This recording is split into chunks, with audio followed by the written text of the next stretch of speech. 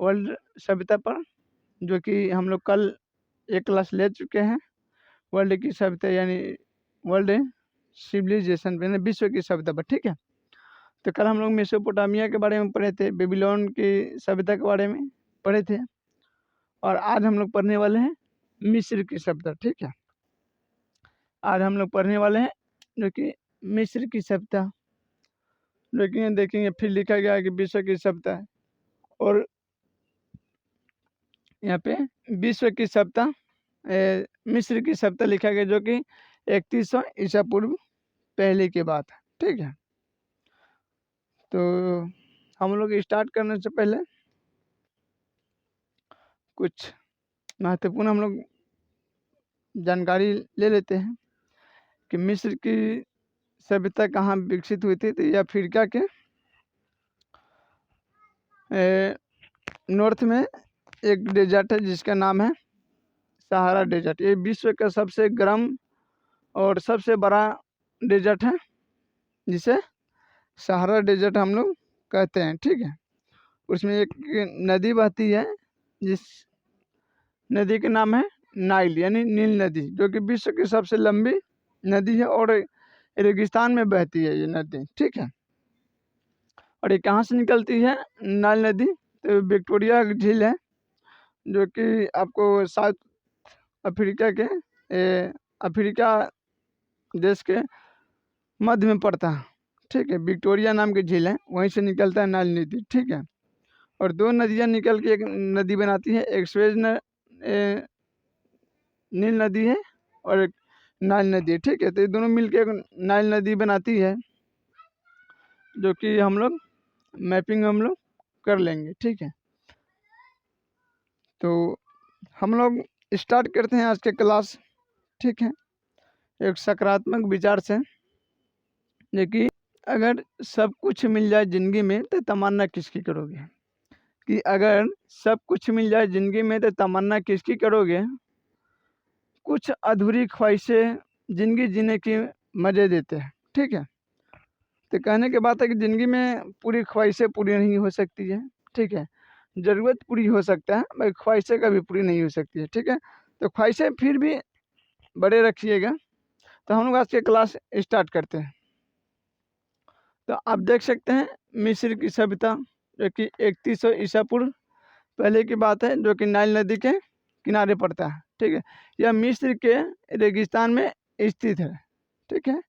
जैसे कि हम आपको बता दिए कि सहारा डेजर्ट में ये पड़ता है, वो मिस्र की सभ्यता, ठीक है, जो कि विश्व का सबसे बड़ा सहारा डेजर्ट एक सबसे बड़ा है इस पृथ्वी पर, जो कि गर्म अथी में क्षेत्र में, ठीक है, और ठंडा में है आर्टिक अंटार्कटिका, ठीक है। तो ये स्थित है, इसे नील नदी की देन कहते हैं। इस सभ्यता का विकास फिरौन के नेतृत्व में किया गया था। फिरौन एक राजा का नाम है, एक व्यक्ति के नाम है, जो मिस्र का राजा थे फिरौन। उनका तस्वीर देखिएगा, हमारे पास तो अभी डिजिटल बोर्ड नहीं है, कुछ दिन में आप लोग का सहयोग रहा तो लग जाएगा।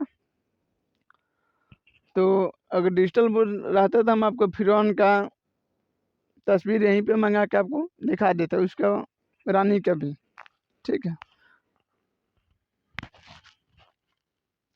रानी का भी हम आपको दिखा देते हैं। और पिरामिड, ठीक है, जो कि फिरौन के नेतृत्व में बनाया गया था। तो यह फिरौन के नेतृत्व में मिस्र सभ्यता का उदय हुआ था, ठीक है। फिरौन के नेतृत्व में किया गया था। कहाँ के राजा हैं? मिस्र के, यानी मिस्र की सभ्यता के उस समय के राजा थे फिरौन, ठीक है। इनके नेतृत्व में इस सभ्यता का विकसित किया गया था। इस सभ्यता ने पिरामिड एंड सूर्य कैलेंडर अर्थात ममीज का विकास हुआ था।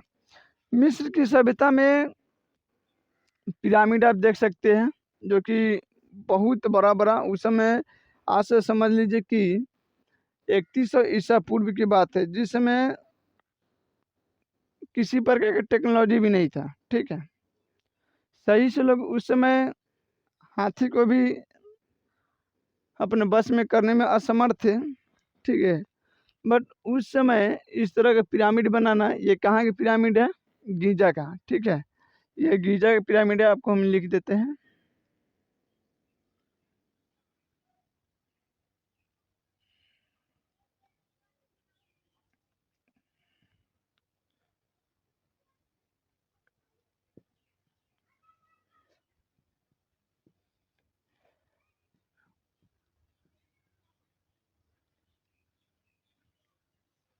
ये गीजा का पिरामिड है, ठीक है। कुछ इस प्रकार का आपको देखने को मिलेगा, जो कि त्रिभुजाकार के हैं। और इस तरह का जो उसमें देखिएगा कि उड़ गया है हवा की वजह से स्टोन। और ये सब जो आप देख रहे हैं खंड, ये खंड नहीं है बट कि पाषाण है, यानी पत्थर। और 350 टन के एक पत्थर, 20-20 हज़ार किलो टन के पत्थर सब हैं, जो कि आप जब गीजा जाइएगा पिरामिड को घूमने के लिए, तो आप देखिएगा कि पिरामिड जो एक पत्थर जो है, ये आपको एक पत्थर आपको दिखाई देगा। इसके सामने अगर आप खड़ा होइएगा तो आपको इतनी चुक आपको दिखाई देगा। हम बना देते हैं आपका, आप इतनी चुकी दिखाइए देखिएगा वहाँ पे, ठीक है। ये पिरामिड इतना बड़ा है, जो कि आदमी के समझ लीजिए कि लाखों 10 लाख आदमी जब एक दूसरे के ऊपर खड़ा होगा, ठीक है, एक दूसरे के ऊपर जब खड़ा होगा तो तब जाके इस गीजा के पिरामिड के थोड़ा बराबर या लेवल तक आदमी पहुंच पाएगा, ठीक है। बाकी फिर भी हमको डाउटे है कि उतना पर भी नहीं पहुंच पाएगा। तो आप देख सकते हैं गीजा के पिरामिड जो 3 गो हैं, इस प्रकार के, जो बिचला है सबसे बड़ा है, ठीक है। और ये वाला भी इससे छोटा है थोड़ा, इस प्रकार का। ये बताया जाता है कि ये शक्ति का केंद्र माना जाता है, ठीक है। सूर्य का जो शक्ति का अवशेषण करके उस समय बिजली का शायद कह लीजिए या किसी प्रकार का उपयोग किया जाता। बट इतना मालूम है कि ये इसे एनर्जी स्टोर किया जाता था इस पिरामिड से, ठीक है। और बाद में जब राजा महाराजा रानियाँ यानी उनके परिवार में अगर किसी का निधन हो जाता है, तो शव को उनके जितने भी जो उनके प्रिय वस्तु है, चाहे व्यक्ति हो, जीव हो, जंतु हो या पशु हो, जो कुछ हो, उनको लेके इसी पिरामिड के अंदर एक ताबूत में पैक करके, क्या कि उस समय का रसायन शास्त्र बहुत उन्नत था, बहुत उन्नत था। आप इसके अंदर कह लीजिए उस समय के केमिस्ट्री इतना उन्नत था, इतना उन्नत कि जो 100 मरे और उसमें जो आयुर्वेदिक या किस प्रकार के रसायन उसने उन्होंने यूज किया कि 100 को लगाकर उसमें सूती कपड़ों को लपेट दिया जाता है और उसको एक ताबूत में लेके बंद कर दिया जाता है और इसी में पैक कर देते। वो आज भी उसका मांस गला नहीं, ठीक है। आज भी मांस पूरी तरह तैको नहीं गला, भला हाँ ये सब ढच पच गया है, मांस चमड़ा सट गया है, बट गला नहीं है। इसमें एक भी कीड़े नहीं लगे, ठीक है। अब पता नहीं किस लिए लोग उस शव को मम्मी बना के रखा जाता है, मम्मी, ठीक है। शायद इन लोग को विश्वास हो गया कि हाँ एक दिन फिर ये लोग जिएंगे। जैसे कि लोग कहा जाता है कि रावण को शव को भी का दो दाह संस्कार नहीं मिला है, ठीक है। ऐसा मान्यता है, हम तो अभी पढ़े नहीं है। ऐसे ऐसे बहुत कहते हैं लोग, सब सुनते हैं हम लोग, ठीक है, कि रावण जब वध हुआ तो राजा विभीषण का समय ही नहीं मिला उनको दाह अंतिम संस्कार करने का, ठीक है। वो राजपाट के उनका अथी होने लगा तैयारी और उसमें व्यस्त हो गए। तो काश उनका पास ही में, लंका के पास में एक जंगल था, तो उसमें कबीले लोग रहते थे, वो का उठा के ले गए थे उनके शव के। इसी तरह के रसायन का उपयोग करके उनको शव का सुरक्षित रखा गया है। फिर का दो समय आएगा तो रावण उसी शव से जिएगा। अब पता नहीं सच है कि झूठ है, भगवान जाने।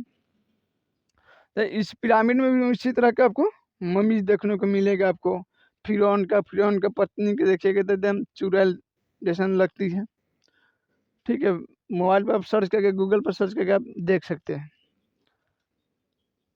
और यहाँ के जो मंदिर है फिरौन का, ठीक है, उन्होंने बनाया था सिफक्स और अबू सिम्बल मंदिर, ठीक है, जो कि बहुत ऊंचा ऊंचा बहुत बेहतरीन तरीके से बनाया गया है इसमें। और इस सभ्यता का सबसे उन्नत चीज़ जो है आपको बता देते हैं कि रसायन शास्त्र, ठीक है। रसायन शास्त्र जो सुदृढ़ था, यानी बहुत विकसित कर लीजिए, बहुत इतना रसायन शास्त्र का इन्होंने उपयोग किया है, इतना उपयोग किया है कि आप इसको देख सकते हैं कि जिस समय टेक्नोलॉजी नहीं था, ये 20-20 हज़ार सारे 300-300 टन के 500-500 टन के ये पर्वत को एक दूसरे पर थकिया थकिया के इस कदर यहाँ पे लिया ना, क्या उस समय इतना इजली था? जो कि आज के डेट में हम या आप चाहे किसी प्रकार के व्यक्ति जाइएगा तो वहाँ पे एक पत्थर का बराबर, जैसे आप कह लीजिए कि लोग के पैर होता है, पैर, अब पैर के नीचे जो एड़ी के जो ऊपर थोड़ा खिल्ली आपको दिखाई देता है, ठीक उसी तरह इस समझ लीजिए कि जो पसान है, इसका पसान के पैर का जो खिल्ली है उसके बराबर आदमी दिखता है। अगर पिरामिड के अगर आपको ये अति देखना है, ये इसका मुंडी के, तो आपको लगभग समझ लीजिए कि 20 किलोमीटर दूर जाके देखना होगा इस मुंडी को, ठीक है। कितना किलोमीटर? 20 किलोमीटर, तब जाके ये पिरामिड का मुंडी आपको दिखाई देगा, अन्यथा आप सोचेगा पास में जाके झांक के देख ले तो कभी नहीं देख पाइएगा, ठीक है। तो आप देख लीजिए कि यहाँ का रसायन शास्त्र सुदृढ़ था। और चीन से पहले भी कागज इन्होंने बनाया था, मिस्र के सभ्यता के लोगों ने, ठीक है। एक पेड़ था, जो पेड़ का नाम पेपरिस शायद नाम है, ठीक है, पेपरिस है उसका नाम, हम आपको कंफर्म कर देते हैं। हाँ पेपरिस है, ठीक है। पेपरिस नाम की एक वृक्ष है, उसको उन्होंने कागज बनाया, तब तो जाकर आप देख रहे हैं कि रसायन विज्ञान का उन्होंने उन्नत किया। बिना उन्नत किए कागज को कैसे सुदृढ़ कर सकते हैं? तो बहुत मिस्र का जो लोग हैं उस समय की सभ्यता रसायन शास्त्र में बहुत जानते थे, ठीक है। और इतना तरीका से उन्नत उन्होंने पिरामिड बनाया है कि आप देख के अचरज में पड़ जाइएगा।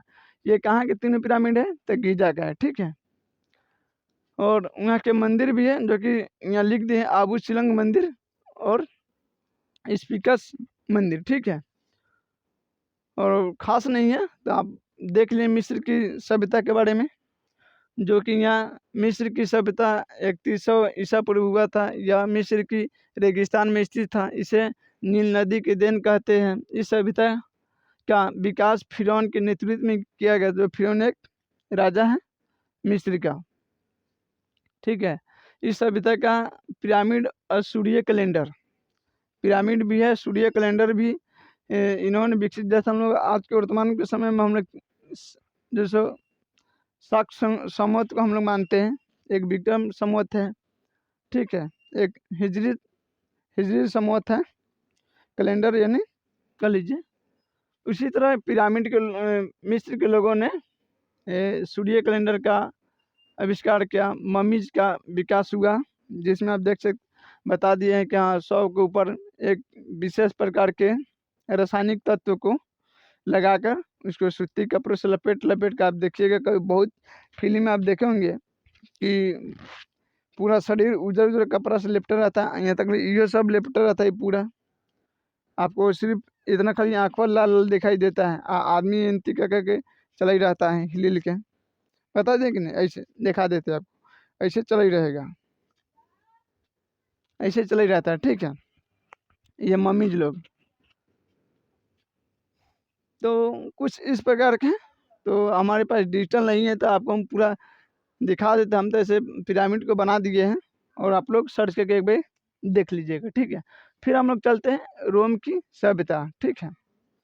रोम की सभ्यता कहाँ है? वर्तमान में भी इटली में है। बैठ जाओ, वो सब आ रहा है, चलो ठीक है बैठ जाओ।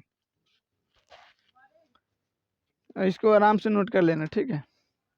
रोम की सभ्यता ये 600 ईसा पूर्व पहले की बात है। रोम की सभ्यता के कितने वर्ष हो गया? 600 ईसा पूर्व, जो कि ये वर्तमान में इटली में विकसित थी।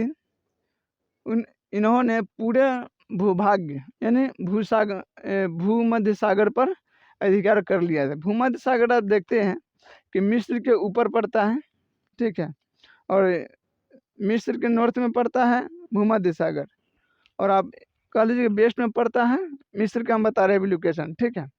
मिस्र के ऊपर पड़ता है भूमध्य सागर, मिस्र के पश्चिम साइड में पड़ता है सहारा डेजर्ट, ये आप कह लीजिए कि उसी में बसा हुआ है।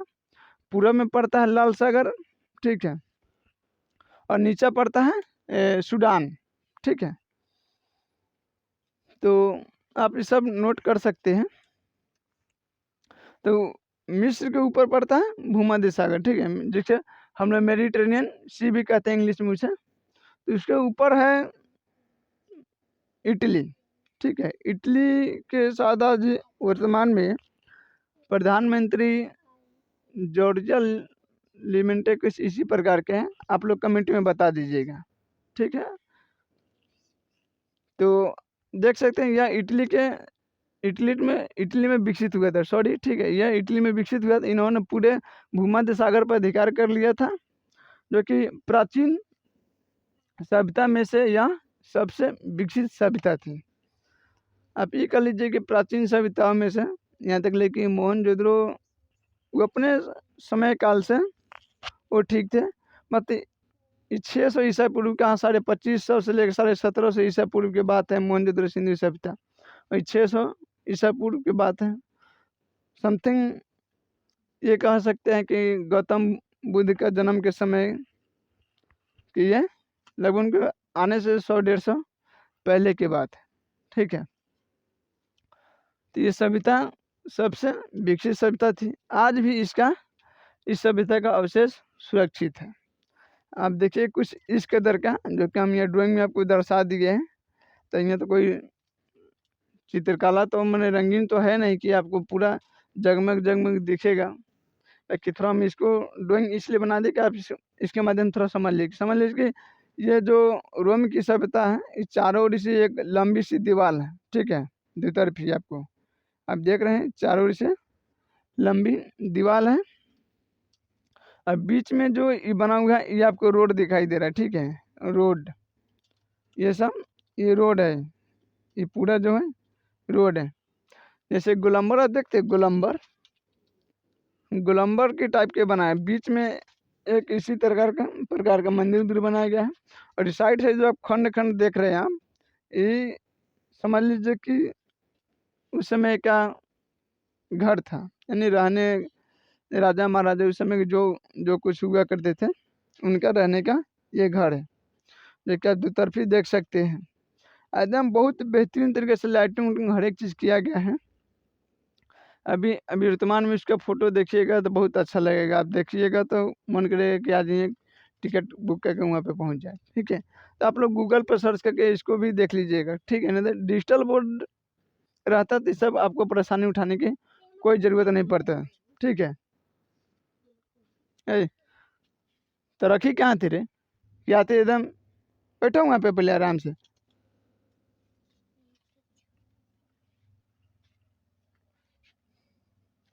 ठीक है, तो कुछ इस प्रकार के सुरक्षित हैं जो पर्यटन का आकर्षण केंद्र है। एकदम बैठल बैठल रहेगा, एकदम निकलेगा तुरंते में ये सब कॉपी किताब गायब हो जाता है, कौन ले जाएगा सर? गजब है, सब तुरंत अचरक में पड़ जाए, कॉपी कौन ले गलो, खा कर दे रही है रहते।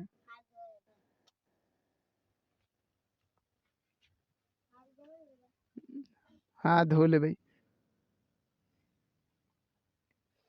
ठीक है।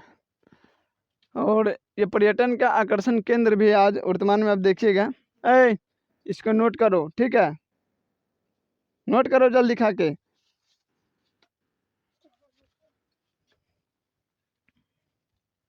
हाँ गेट के सटा के जाना। तो पर्यटन के आकर्षण केंद्र है। इस सभ्यता के 2 सबसे बड़े राजा हुए, ठीक है। रोम की सभ्यता के 2 बड़े राजा हुए थे, ठीक है, जिसका नाम था, एक का नाम था जूलियस सीजर एम, दूसरा का नाम था ऑगस्टस, ठीक है। जो कि यहाँ आपको यहाँ लाइनर हम कर दिए हैं कि आकर्षण का ये अवशेष जो है अभी पर्यटन आकर्षण केंद्र है।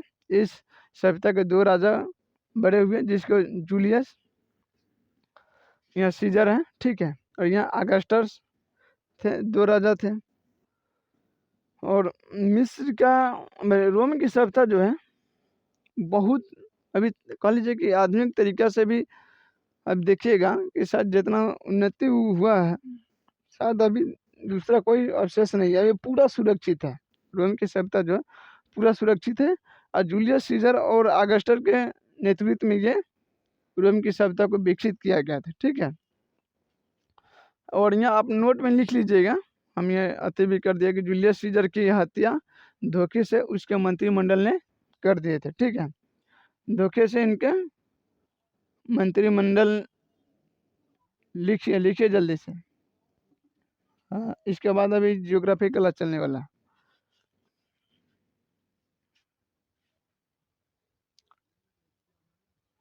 नहीं, पूरा ऊपर से लिखना है।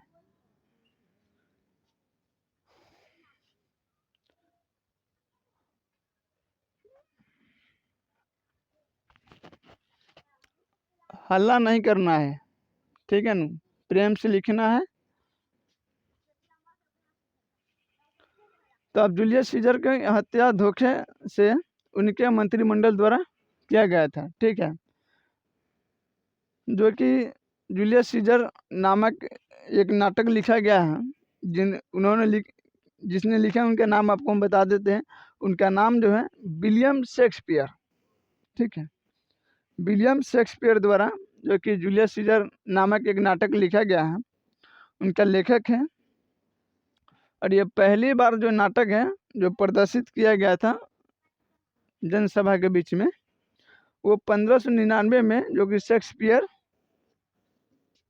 ने नए थिएटर जो कि ग्लोब में ये प्रदर्शित किया गया था। उस समय भी थिएटर था, ठीक है।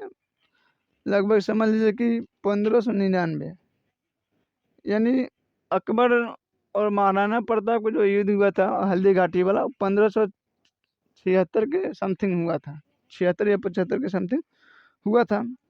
उनके जस्ट आप कह लीजिए कि 20 या 25 साल बाद की बात है। मैंने आप यूँ कह सकते हैं कि जिस समय ये नाटक लिखा गया था उस समय अपना भारत में अकबर और महाराणा प्रताप यानी राणा संघा यानी राणा कुंभा के पौत्र थे।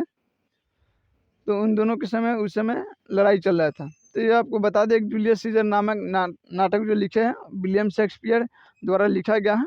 और ये पहली बार जो नाटक को प्रदर्शित किया गया था वो नए थिएटर जो कि ग्लोब नाम की एक थिएटर है, ठीक है। ग्लोब नाम का एक थिएटर है, बैठ के लिखे ना, घूम घूम के लिख रही है तो क्या रखल है, तो कॉपी दूसरा ना ले सकती है।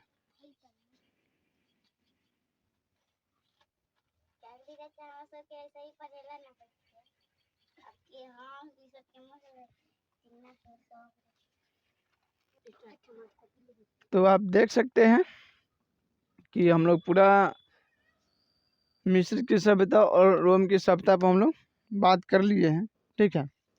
ऊपर से पुरान हो रहा है।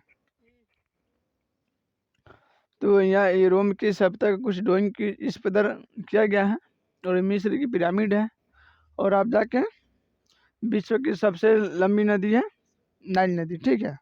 उसके बाद अमेजन पड़ता है, अमेजन नदी। उसके बाद चाइना के पीली नदी है, ठीक है।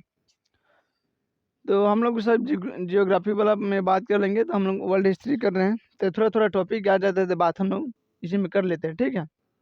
तो आप देख लिए कि यह रोम की सभ्यता 600 ईसा पूर्व हुआ था, या इटली में विकसित हुआ था। इन्होंने पूरे भूमध्य सागर पर अधिकार किया था। प्राचीन सभ्यता में सबसे ये विकसित सभ्यता थी। इस सभ्यता का अवशेष आज भी सुरक्षित है। यहाँ इस सभ्यता के 2 राजा हुए थे, जूलियस सीजर और अगस्टस, ठीक है। अगस्टस की हत्या उनके मंत्रिमंडल ने कर दिए थे। और जूलियस सीजर नामक नाटक जो विलियम शेक्सपियर द्वारा लिखा गया है, और ये पहली बार प्रदर्शित किया गया था 1599 में, जो शेक्सपियर एक नए थिएटर ग्लोब में ये प्रदर्शित किया गया था, ठीक है। तो चलिए हम लोग शायरी से क्लास को एंड करेंगे। आप लोग लिख लीजिए, हैं? जोर से बोलो ना, खा के नहीं आएगा।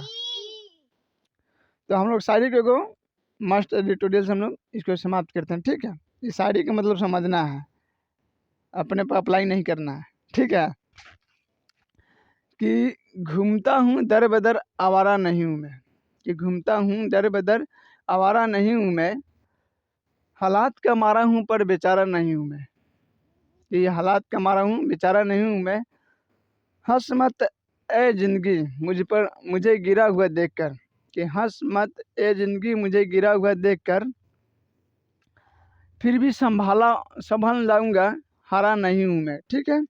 तो कुछ इस कदर ये शायरी लिखा गया है। इसका मतलब आप समझिएगा कि ज़िंदगी आदमी ज़रूरी नहीं है कि जो हर एक इंसान भटकता है, घूमता है, वो आवारे हो सकता है, गुंडे हो सकता है, कभी वो हालात का भी मारा, इस समय का भी मारा हो सकता है, ठीक है। तो आप उसको यूँ देख के अंदाज मत लगाइएगा कि हाँ ये भी चोर हो सकता है, लफुआ हो सकता है, तो कुछ इस कदर नहीं कीजिएगा, ठीक है। और ज़िंदगी हंसने का मतलब है कि अगर कोई व्यक्ति किसी चीज़ में असफल हो जाता है, यानी उस समय उसका समय बुरा रहता है, तो सारा जहां उस पर हंसता है, यहाँ तक कि भाई बाप माँ बहन सारे हंसते हैं उस पर। तो वही ज़िंदगी से कह रहा है कि हंस मत ए मेरी ज़िंदगी मुझे गिरा हुआ देखकर, फिर भी संभल जाऊंगा हारा नहीं हूँ मैं। मैंने जब तक व्यक्ति कोई भी व्यक्ति अगर यहाँ से नहीं हारता, नहीं आत्मा से अगर नहीं हारेगा, तब तक उसे आप हारा नहीं सकते, चाहे हारा हुआ नहीं कह सकते उसे, ठीक है। तो आशा है कि आप लोग इस शायरी को अपने आप पर अप्लाई कीजिएगा, ठीक है।